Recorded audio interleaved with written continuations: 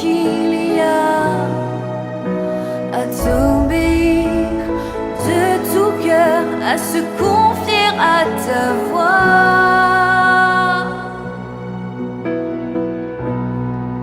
Tu viens relever le fer, tu le prends dans tes bras, tu le conduis vers ton Père, qui le console ici-bas. Entends le cri de ma prière, sois mon secours et ma joie. Passer de l'ombre à ta lumière, j'ai mis mon espoir en toi.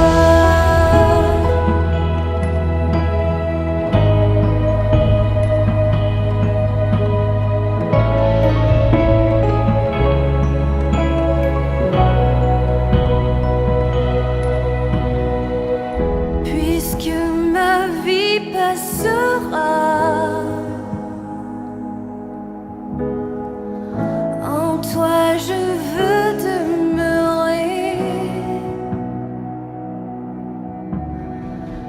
puisque tu triompheras.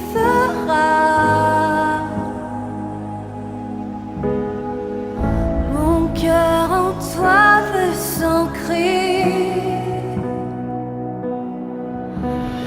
Montre-moi la splendeur et la beauté qu'il y a à t'obéir de tout cœur, à se confier à ta voix.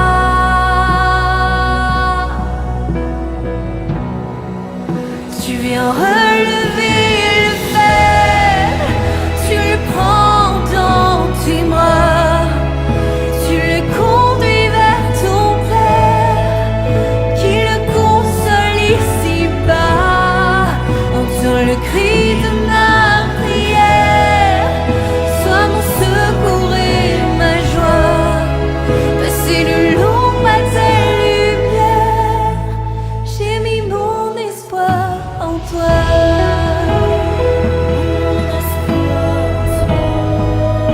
J'ai mis mon espoir en toi.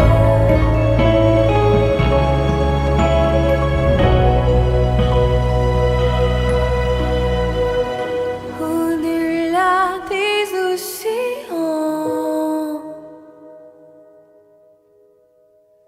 tu es venu me chercher. Au-delà de mes tourments, ton amour a triomphé. Montre-moi la splendeur et la beauté qu'il y a à t'obéir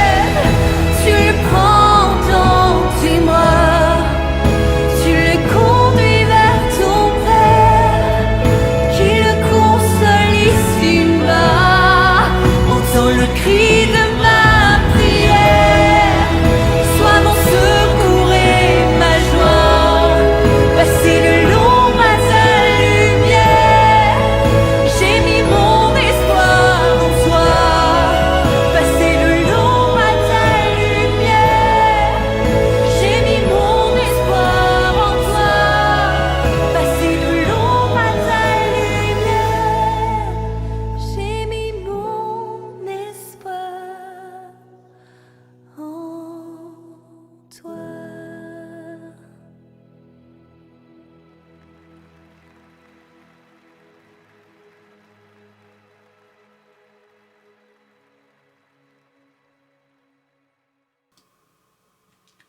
Bonsoir pour chacun et chacune. Nous allons avoir notre étude biblique sur le royaume de Dieu, le royaume des cieux, dans quelques instants.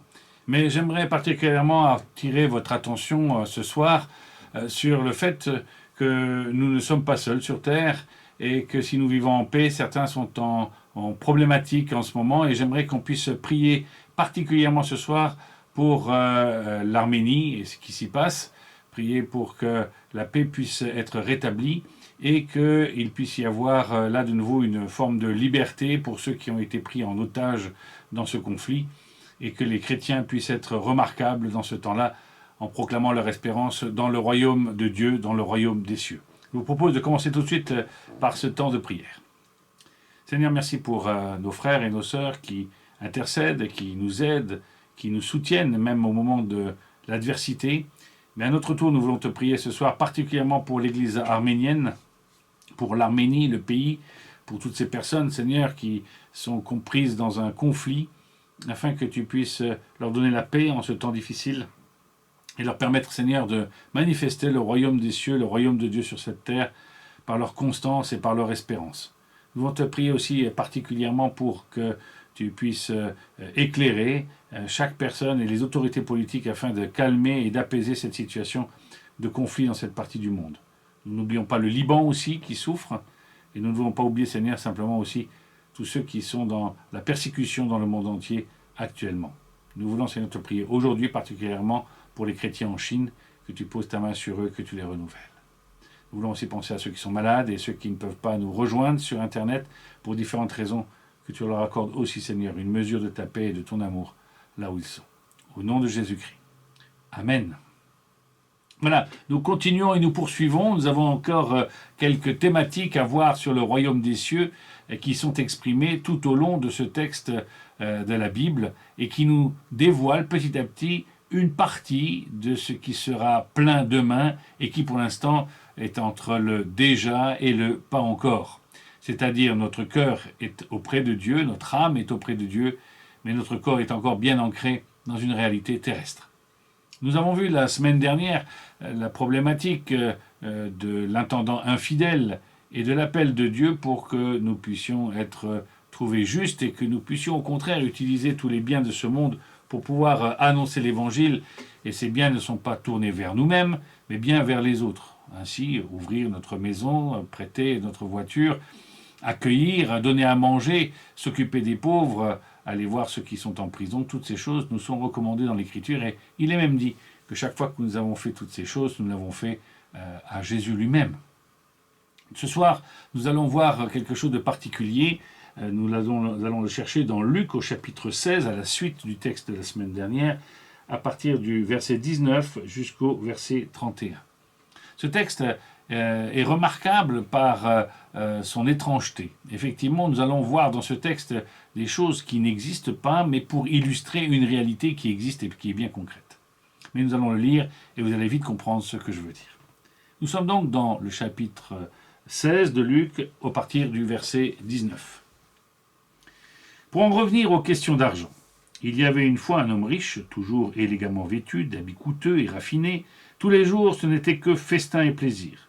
Un pauvre appelé Lazare vivait à côté de lui, couché devant la porte de sa villa. Son corps était couvert de plaies purulentes. Il aurait bien voulu calmer sa faim avec les miettes qui tombaient de la table du riche, mais personne ne lui en donnait. De plus, les chiens s'approchaient constamment de lui et venaient lécher ses plaies. Un jour, le pauvre mourut, et les anges l'emportèrent au ciel, auprès d'Abraham. Le riche mourut à son tour, et on lui fit de grandes funérailles.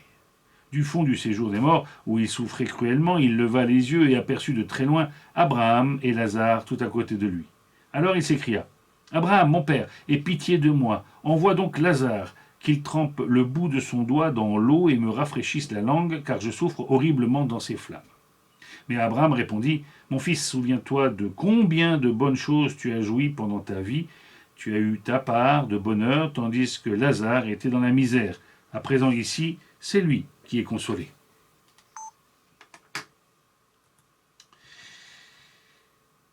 tandis que toi, tu es dans les tourments. D'ailleurs, il y a maintenant un immense abîme entre nous et vous, si bien qu'il serait impossible, même si on le voulait, soit d'aller d'ici vers vous, soit de venir de votre côté jusqu'à nous. Dans ce cas, dit alors le riche, je t'en conjure, mon père, envoie au moins Lazare dans ma maison paternelle, car j'ai 5 frères, qu'ils les avertissent pour qu'ils n'aboutissent pas, eux aussi, dans ce lieu de tourment. Tes frères ont les écrits de Moïse et des prophètes. Il lui répondit Abraham qu'il les écoute. Non, père Abraham, reprit l'autre, cela ne suffit pas. Si par contre quelqu'un revenait du séjour des morts et allait les trouver, il changerait. Mais Abraham répliqua, du moment qu'ils n'écoutent ni Moïse ni les prophètes, ils ne se laisseront pas davantage convaincre par un mort revenant à la vie. Une histoire singulière, une parabole, c'est-à-dire une image qui vient illustrer une réalité. Cette histoire est composée de 2 histoires en réalité. Une première qui concerne essentiellement l'histoire de Lazare et de cet homme riche, et la deuxième histoire qui concerne une discussion entre cet homme riche et Abraham. Nous y voyons dans cette histoire plusieurs choses qui ne sont pas du ressort de la réalité théologique et biblique. La première, nous voyons 2 personnes qui discutent alors qu'elles sont mortes. Nous savons, d'après les Écritures et de différents textes, que lorsque nous mourrons, nous entrons dans ce qu'on appelle le temps du dormir, le temps du sommeil, jusqu'à la résurrection, c'est-à-dire jusqu'à ce que nous soyons à la fin des temps et que Dieu intervienne sur cette terre pour juger, pour finaliser son plan du royaume des cieux et le réaliser finalement. Jugement, réalisation et nouvelle terre, nouveaux cieux. Nous sommes là dans les perspectives de l'Apocalypse. Perspectives joyeuses, je le rappelle. Il n'y a pas de quoi trembler et avoir peur de l'issue. Maintenant, les temps seront difficiles, bien sûr, mais nous y reviendrons plus tard. Donc, première réalité qui n'existe pas, les morts qui discutent entre eux, ou les morts qui discutent avec, en particulier, les saints. La deuxième chose, qui est une réalité qui n'existe pas, c'est la possibilité de pouvoir voir ce qui se passe sur Terre, dans l'au-delà. Les gens dorment, les gens sont dans un état de séparation de ce monde et sont dans l'attente de la réalité à venir avec Dieu. Voilà 2 choses importantes qu'il fallait préciser. Le fait que l'on précise aussi le nom de l'un et pas le nom de l'autre, c'est juste pour donner une illustration plus forte. Lazare est un prénom connu, et cela nous refait penser à l'histoire de Lazare que Jésus a ressuscité et qui a pu rejoindre sa famille, mais qui est mort à son tour. Et donc voilà. Revenons à notre histoire pour savoir un petit peu de quoi il s'agit. Première histoire, il s'agit d'un homme riche et d'un homme pauvre. L'un et l'autre ont eu un parcours de vie sur cette terre, nous y reviendrons. Et puis, l'un et l'autre se retrouvent non pas dans le même endroit dans la fin des temps, mais dans 2 endroits différents. L'un se trouve dans la présence de Dieu, effective, directe, et l'autre se trouve écarté de cette réalité. Au contraire, il se trouve dans un endroit qui n'est pas envieux. Alors, encore une fois, il faut préciser quelques petites choses pour pouvoir bien comprendre le texte. D'abord, nulle part dans cette péricope, c'est-à-dire dans cette parabole, nous voyons l'encensement de la pauvreté, au contraire de la richesse. Effectivement, on aurait tendance aujourd'hui à dire qu'il vaut mieux être riche et en bonne santé que pauvre et malade. Bien sûr, c'est une réalité sur cette terre. Et c'est bien ce que je souhaite à chacun d'entre vous, que vous puissiez vivre confortablement et que vous puissiez ne pas avoir de soucis ni de santé, ni d'autre chose. Alors, ici, on ne fait pas l'apologie du pauvre en disant que, vous voyez, le pauvre, lui, parce qu'il a été pauvre, il a pu se rendre dans la présence de Dieu, où il a été accepté, mis dans la présence de Dieu. Et il n'y a pas non plus une critique particulière du riche en disant que quand on est riche, on est destiné à vivre en dehors de la présence de Dieu. Il y a juste une critique particulière sur un point, c'est celui d'un mauvais riche, et d'autre côté, un bonus sur un bon pauvre. On peut être pauvre et mauvais, et on peut être riche et bon. Mais ici, on donne 2 typologies qui sont éloignées pour voir un peu le type de réaction de l'un et de l'autre et la manière dont nous pouvons tirer une leçon sur le royaume des cieux. Encore une fois, je vais encore préciser quelques petites choses. On me dit souvent que quand on est riche, eh bien, on n'a pas de soucis, c'est pour ça qu'il est facile de croire en Dieu. Ben non, c'est pas forcément vrai. De la même manière que quand on est riche, certains disent parce qu'ils sont riches, ils ont tellement d'autres soucis qu'ils ne croient pas en Dieu. La même chose pour le pauvre. Ce n'est pas parce qu'on est pauvre qu'on croit en Dieu, parce qu'on a des besoins. Ce n'est pas non plus parce qu'on est pauvre qu'on ne croit pas en Dieu, parce que simplement on a de l'adversité. La foi ne provient pas ainsi des choses concrètes que nous recevons, matérielles. Elle provient d'une forte conviction sur l'existence de Dieu et sur autre chose, sur le salut en Jésus-Christ, c'est-à-dire sur notre conscience personnelle éveillée par l'Esprit de Dieu, sur le fait que nous sommes pécheurs, c'est-à-dire séparés de Dieu, que nous commettons des choses que nous ne voulons pas et nous n'arrivons pas à faire tout le bien que nous voulons, et tout simplement, nous n'exerçons pas la volonté de Dieu, mais d'abord nous passons avant Dieu. Cette manière de faire, cette manière de nous présupposer soit supérieur à Dieu, soit au moins égal à Dieu, sont autant de péchés qui ont besoin du pardon, de la réconciliation en Jésus-Christ, mort à la croix et ressuscité, pour nous donner une nouvelle voie et une nouvelle vie. Voilà, c'était important de repérer ces choses-là dans notre texte, afin d'être bien clair sur la lecture d'aujourd'hui. Alors, commençons par le premier personnage qui est dans notre texte. Pour en revenir aux questions d'argent, il y avait une fois un homme riche, toujours élégamment vêtu d'habits coûteux et raffinés. Tous les jours, ce n'était que festin de plaisir et plaisir. Un pauvre appelé Lazare vivait à côté de lui, couché devant la porte de sa villa. Son corps était couvert de plaies purulentes. Il aurait bien voulu calmer sa faim avec les miettes qui tombaient de la table du riche, mais personne ne lui en donnait. De plus, les chiens s'approchaient constamment de lui et venaient lécher ses plaies. Un jour, le pauvre mourut, les anges l'emportèrent au ciel auprès d'Abraham. Le riche mourut à son tour, et on lui fit de grandes funérailles. Du fond du séjour des morts, où il souffrait cruellement, il leva les yeux et aperçut de très loin Abraham et Lazare tout à côté de lui. Pourquoi ce riche est-il décrit comme étant un mauvais riche? Ce n'est pas parce qu'il est riche en soi, c'est parce qu'en exerçant sa richesse, en profitant de sa richesse, il n'a pas associé Lazare qui était à côté, à sa porte, juste à côté de lui, et dont il ne pouvait ignorer la misère peut-être dans sa santé, dans son état, au point même qu'il ne lui donne même pas à manger. Même pas l'aumône, nous dirions. Il y a dans cette manière de faire, dans cette appréhension sur notre personnage, nous voyons un personnage qui est centré sur lui-même, égocentré. Il va s'attribuer certainement aussi tous les mérites de sa richesse. Je me suis fait, j'ai gagné, je m'attribue toutes ces choses-là et j'en suis propriétaire et j'en jouis comme je veux. Tout au long des Écritures, depuis la Genèse jusqu'à l'Apocalypse, la richesse n'est pas mise de côté. On peut être riche, mais alors faire profiter de cette richesse des gens autour de nous est une marque justement du royaume des cieux. C'est-à-dire que la mise en commun de tout ce que j'ai, la mise au tronc commun, la participation des autres à ce que j'ai, fait partie du bien commun, c'est-à-dire de cette notion d'identité familiale dans le genre humain où les hommes sont solidaires les uns des autres. C'est là un des traits du royaume des cieux. Nous sommes tous au même bénéfice de Jésus-Christ. Il n'y a pas de l'un qui pourrait se prévaloir de ses œuvres ou d'autres choses. Nous sommes tous au bénéfice de la foi au travers de Jésus-Christ, le Seigneur et le Sauveur. Nous sommes donc dans ce texte, dans une première partie, où nous voyons un riche qui ignore la pauvreté qui est à ses portes.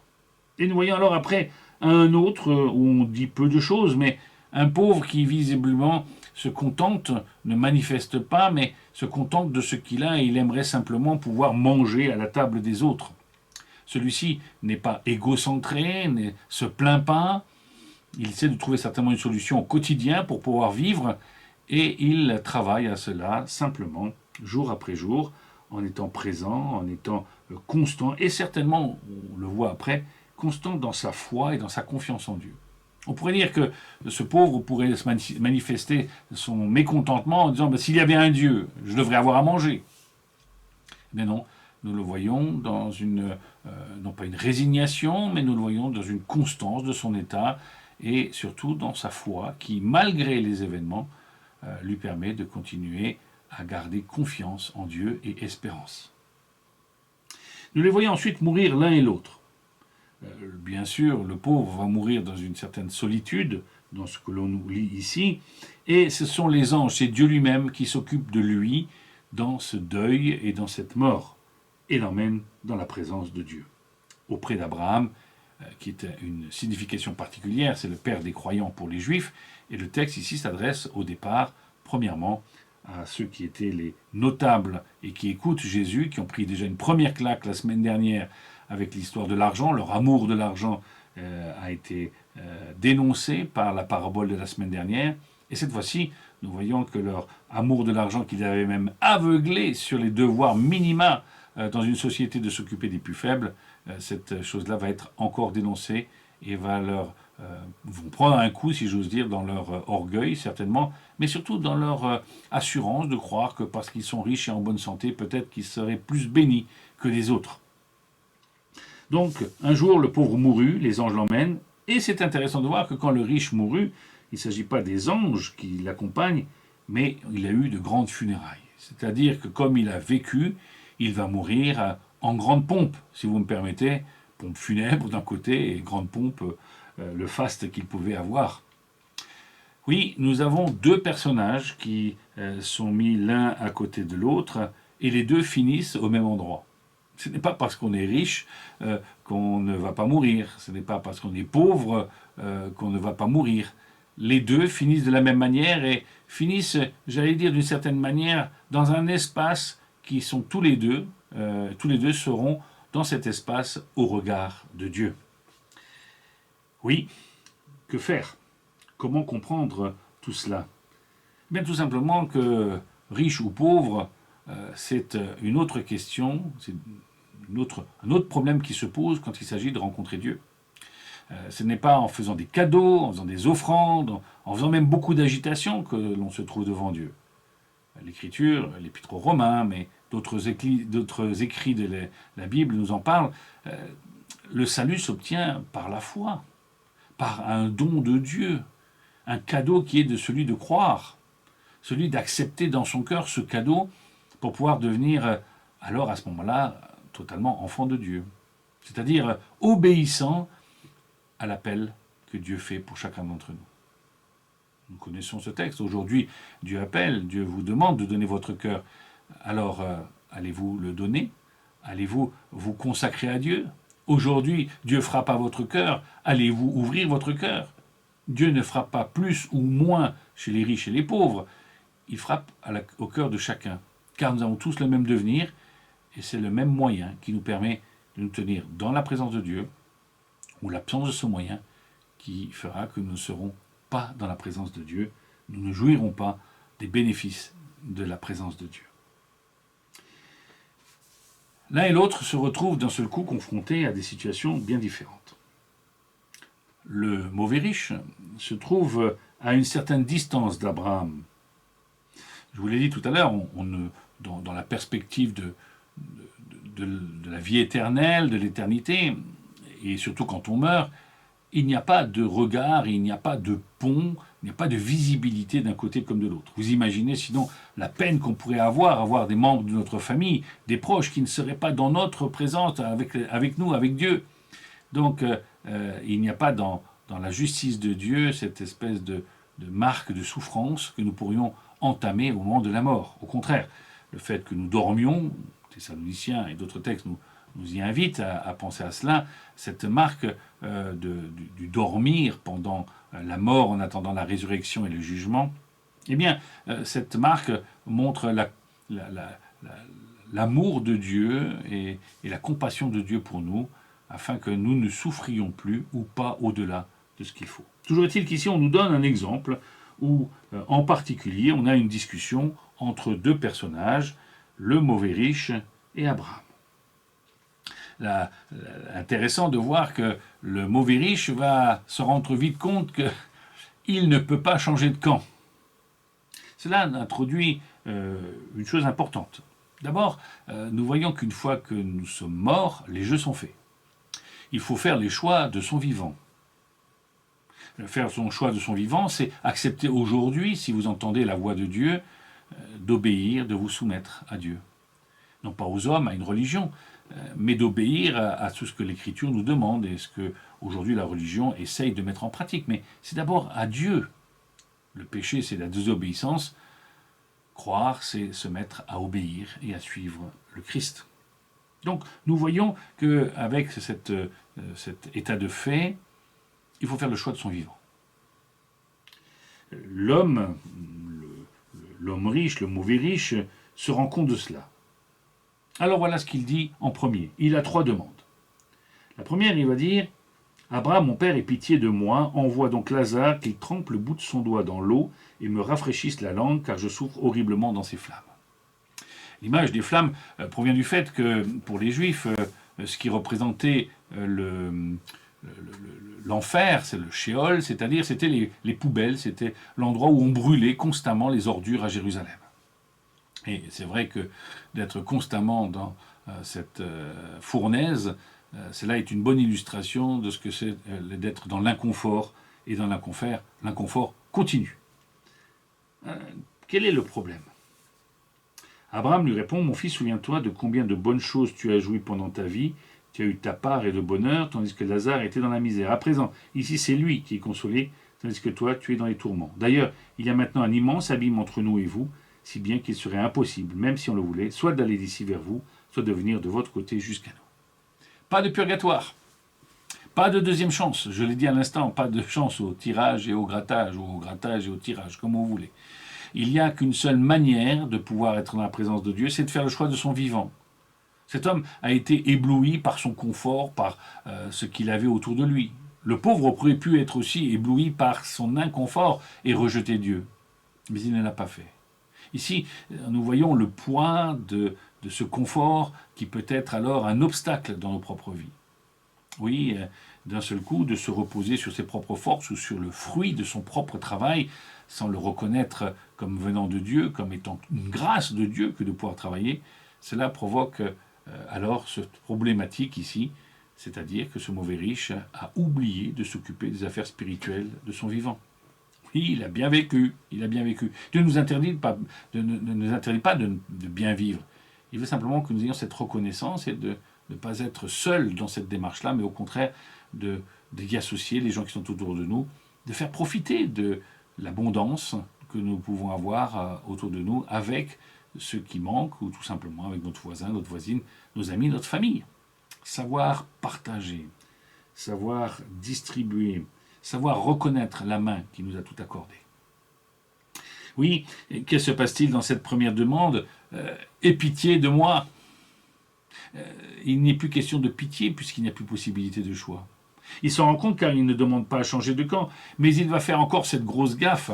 Si tu pouvais m'envoyer comme boy Lazare, boy de service, pour m'apporter un peu d'eau.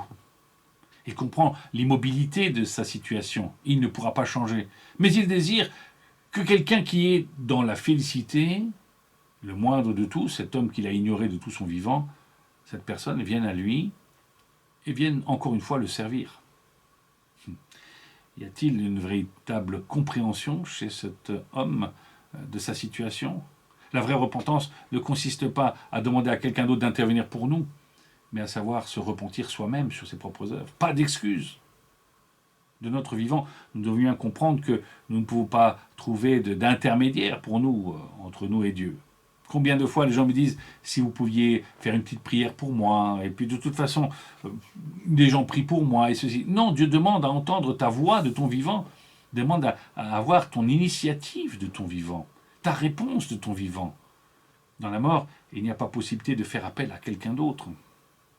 Et encore une fois, pas de purgatoire, pas de deuxième chance. Il y a simplement une forme de résignation qu'il faut comprendre pour l'éternité. La deuxième question qui est posée. Dans ce cas, puisqu'il n'y a pas possibilité d'envoyer un boy, dit le riche, je t'en conjure, mon père envoie au moins Lazare dans ma maison paternelle, car j'ai 5 frères qui les avertissent pour qu'ils n'aboutissent pas eux aussi dans ce lieu de tourments. Et voilà la réponse d'Abraham. Tes frères ont les écrits de Moïse et les prophètes lui répondit Abraham, qui les écoute. Je crois que c'est vraiment essentiel de comprendre ce texte. Nous croyons souvent que toutes sortes de choses pourraient permettre aux gens de croire, une agitation, une manière de convaincre, une façon de parler, et nous verrons même peut-être un miracle. Ça, c'est la prochaine étape. Nous voyons que Abraham dit, mais c'est pas la peine d'envoyer quelqu'un, qui que ce soit. L'écriture est suffisante. Les premiers disciples ont reconnu Jésus comme étant le Messie parce qu'ils ont lu Ésaïe 53, parce qu'ils ont lu toutes sortes de textes de l'Ancien Testament qui annonçaient le Messie. Alors pourquoi s'agiter maintenant d'une autre manière? Il suffit de prendre les Écritures. Les gens voudraient des fois me faire croire qu'avec un miracle ou quelque chose, ils pourraient se mettre à croire. Je me souviens de deux personnes, c'était dans le port de Sète, dans le sud de la France. L'un m'a dit, si Dieu fait un miracle tout de suite, si Dieu parle maintenant, si j'ai eu une apparition, alors je croirais. Et l'autre l'a regardé et lui a dit, tu croirais vraiment? C'est juste une manifestation. C'est pas le changement de ton cœur. L'autre avait compris qu'il ne s'agit pas de réagir à des manifestations surréalistes, de manifestations miraculeuses, que c'est ainsi que nous nous mettons à croire. La foi provient d'une ferme conviction. Elle provient du témoignage des Écritures. Ainsi, si vous voulez parler de Jésus à quelqu'un, ne parlez pas seulement de votre expérience, elle n'est que relative. Mais parlez de la manière dont Jésus est intervenu dans l'histoire, la manière dont Dieu est intervenu dans l'histoire. Là, oui, là, ce n'est pas relatif, et c'est même objectif, ce n'est même plus subjectif. La subjectivité transforme les gens par l'émotion. L'objectivité les transforme en profondeur. Oui, à cette question, on voit quelqu'un, on voit Lazare, encore une fois, on voit le boy de service, allez, vas-y. Non, c'est même pas ces choses-là qui peuvent convaincre.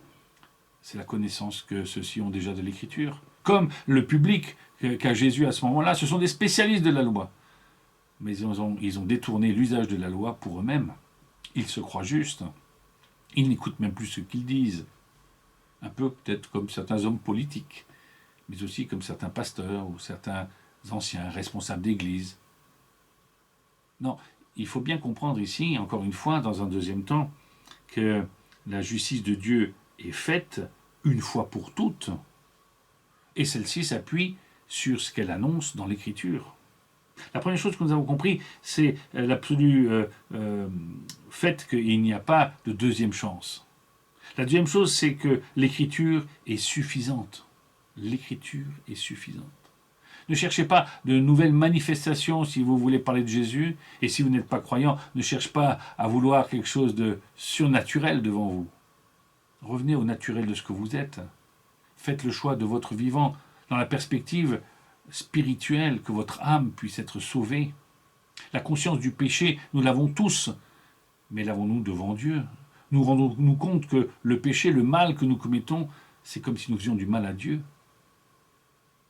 Ainsi, dans ce deuxième temps, le mauvais riche reçoit encore une fois une injonction en lui disant « Mais tout est déjà écrit, lis, tu n'avais qu'à lire, tu n'avais qu'à te concentrer, prendre du temps pour cela. » C'est vrai qu'aujourd'hui, nous courons tous. Et même peut-être n'avez-vous pas le temps d'écouter l'étude biblique en entier, vous allez la couper, la reprendre plus tard. Pourquoi ne pas prendre un peu plus de temps pour plus de profondeur, pour comprendre les choses sur le long terme, et non pas en petits morceaux comme en self-service. L'Écriture vient s'imposer alors à nous. La compréhension viendra du fait de notre côtoiement de cette Écriture. Plus nous la connaîtrons, plus nous en comprendrons les clés d'interprétation. Mais aussi, nous pourrons faire appel à des pasteurs ou des théologiens qui seront à même de nous expliquer basiquement ce que l'Écriture veut nous dire. Oh, j'en entends déjà quelques-uns qui me disent « Oui, mais il y a différentes interprétations. » Pas sur ces points-là, c'est clair. La parabole se veut simple et directe. Pas de deuxième chance. Les Écritures sont suffisantes. Lis ta Bible et tu comprendras les choses qui concernent le royaume des cieux qui est à venir, c'est-à-dire ton devenir, soit avec Dieu, soit sans Dieu. La troisième chose, c'est un constat. Non, Père Abraham, reprit l'autre, cela ne suffit pas. Non, il se permet de reprendre Abraham, le père des croyants, il se met à le reprendre en lui expliquant ce qu'il faut faire. Vous voyez que cet homme est vraiment pourvu d'orgueil spirituel aussi. Il sait, il croit savoir, alors qu'il sait, il a bien conscience, nous l'avons vu, qu'il est dans une situation terrible. Non, Père Abraham, reprit l'autre, cela ne suffit pas. Si par contre quelqu'un revenait du séjour des morts et allait le trouver, il changerait. Mais Abraham répliqua, du moment qu'ils n'écoutent ni Moïse ni les prophètes, ils ne se laisseront pas davantage convaincre par un mort revenant à la vie. Oui, la troisième chose, c'est cette justice qui est à venir. Au moment de ce texte, bien sûr, le Christ est encore vivant, mais il va mourir et ressusciter au bout de 3 jours. Oui, cette réalité dont les chrétiens témoignent, cette folie dont les chrétiens témoignent bien sûr, depuis 2000 ans, eh bien cette réalité n'a même pas suffi pour que des personnes viennent à Dieu. Il s'agit justement de bien comprendre que ce n'est pas un événement, ce n'est pas un miracle, ce n'est pas une manifestation surnaturelle qui permet aux gens de croire. C'est d'abord une réception personnelle dans son cœur, un choix qui n'est pas mis en exergue avec un don qu'on nous donnerait, un échange, c'est-à-dire je peux comprendre, je crois si on me donne quelque chose en échange. Ce n'est pas parce que je suis riche ou que je suis pauvre que je me mets à croire. Ce n'est pas plus parce que je suis riche ou que je suis pauvre que je vais rester non-croyant. C'est parce que je comprends d'un seul coup la parole de Dieu en direct. Le miracle de la résurrection que nous connaissons, avec le recul de ces 2000 ans, est important car il marque l'entrée dans le royaume des cieux. Mais pour l'instant, chacun d'entre nous, nous ne sommes pas ressuscités. Et même si certains sont pratiquement morts, sont revenus à la vie, cela ne leur a pas suffi pour reconnaître que tout don merveilleux nous provient d'en haut et que la grâce en Jésus-Christ est suffisante pour pouvoir nous tenir dans la présence de Dieu. Ainsi, c'est en rentrant en nous-mêmes, en faisant comme ce pauvre, ce Lazare, qui lui ne s'est pas plaint de sa situation, mais a placé tout simplement sa confiance au quotidien en Dieu. Confiance, foi, éléments nécessaires pour pouvoir aller de l'avant. Oui, la responsabilité personnelle est engagée, et aussi en même temps ma responsabilité personnelle, une fois que je crois, de faire connaître non pas des choses superficielles, mais la profondeur, la largeur, la hauteur, toutes les dimensions de l'amour de Dieu qui est révélé dans l'Écriture, c'est-à-dire dans toute la Bible, d'un bout à l'autre. Troisième réalité, la justice de Dieu s'accomplit au travers de sa parole que nous recevons. Oui, parce que nous recevons sa parole, parce que nous croyons les paroles de Jésus-Christ. Lorsqu'il dit « Celui qui croit en moi, celui qui place son confiance en moi ne mourra point, quand bien même son corps viendrait à mourir », cette folie est suffisante pour faire acte de justice. De croire que le Christ est mort à ma place sur la croix pour pouvoir prendre mes péchés, c'est-à-dire se substituer à la peine que je devrais avoir, il ne fait pas de moi un homme parfait, mais il fait que ma peine est enlevée, eh bien, cette manière de voir les choses me permet alors de mieux comprendre toutes les dimensions de l'amour de Dieu. Et en même temps, me permettre de me promouvoir, si j'ose dire, dans la présence de Dieu. Et parce que j'ai cette assurance de cette présence de Dieu, de l'annoncer autour de moi. Oui, voilà, nous arrivons à la fin de notre parabole maintenant. Qu'est-ce que je pourrais conclure? Comment mettre cette chose-là en pratique et comment la vivre? La première chose, c'est que le royaume de Dieu commence au moment où je crois. C'est une réalité. Et cette réalité ne peut pas cesser car c'est un don de Dieu, c'est un choix de Dieu. J'ai reçu cette foi et je l'alimente d'une manière ou d'une autre, que je sois riche ou que je sois pauvre. Tout simplement parce que je ne fais pas confiance dans les circonstances, je fais confiance en une personne, à la fois Dieu, le Père, Fils et Saint-Esprit. La deuxième chose que je peux retenir, c'est que comme il n'y a qu'une seule chance de faire le choix, il me tarde d'annoncer ce royaume des dieux. Il me tarde de parler du royaume des cieux, de la présence de Dieu dans ma vie effective aujourd'hui, qui aura une conséquence pleine dans l'avenir. Parler de cela, être motivé pour cela, voilà une raison en lisant tout simplement ce texte. Être pauvre comme Job ou riche comme Crésus, peu importe. L'important, c'est être sûr, assuré d'aller au ciel avec Dieu. Irons-nous tous au ciel? Ben non, ce texte nous dit nous n'irons pas tous au paradis. Certains n'iront pas. Même si on le voulait de toutes ses forces, une fois que la personne est décédée, c'est trop tard. Il y a donc là une urgence à proclamer l'Évangile. Autre conclusion pour moi aujourd'hui, la suffisance des Écritures. Je l'ai déjà dit et je le répète. Il est important de prendre conscience que l'Écriture étant si importante et si essentielle au salut, alors je dois la connaître mieux, la connaître par cœur et avec mon cœur, la mettre en pratique et la partager avec les autres puisqu'elle est source de vie. Jésus encore, qui est la parole de vie, dit qu'il est la source de la vie. Je suis la vérité, le chemin et la vie. Nous comprenons que dans la foi que nous pouvons placer au Christ, il y a une dynamique. C'est que non seulement je n'ai point honte de l'Évangile, mais c'est une valeur qui commence aujourd'hui et qui a l'assurance de la poursuite dans l'éternité.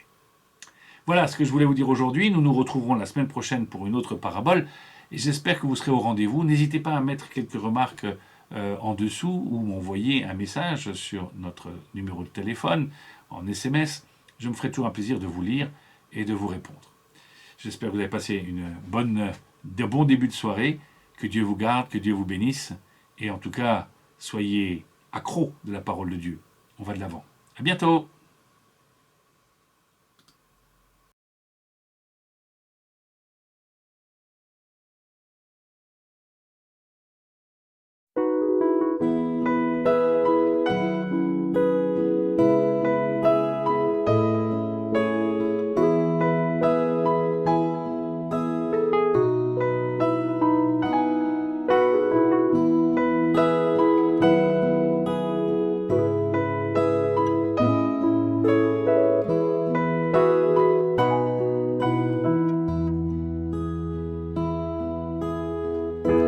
J'entre dans tes portes,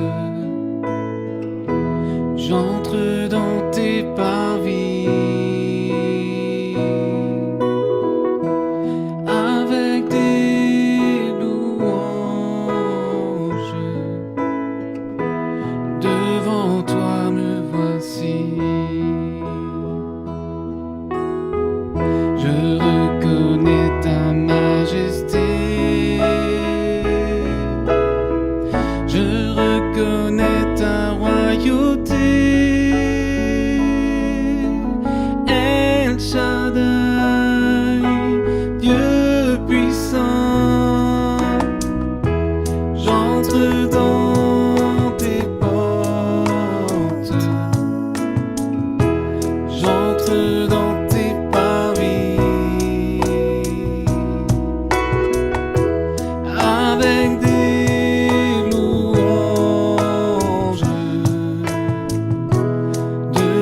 toi me voici.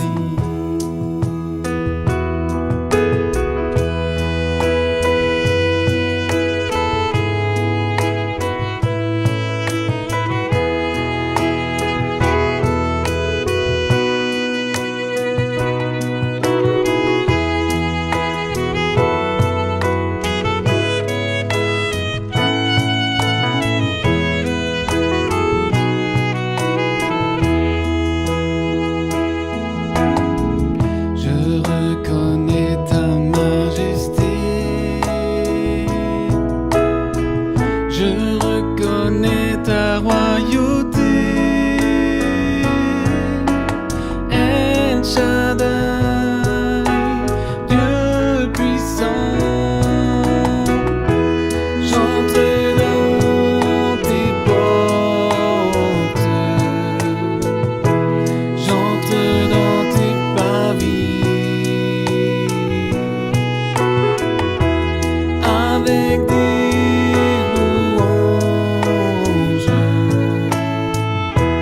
devant toi me voici, devant toi me voici, devant toi me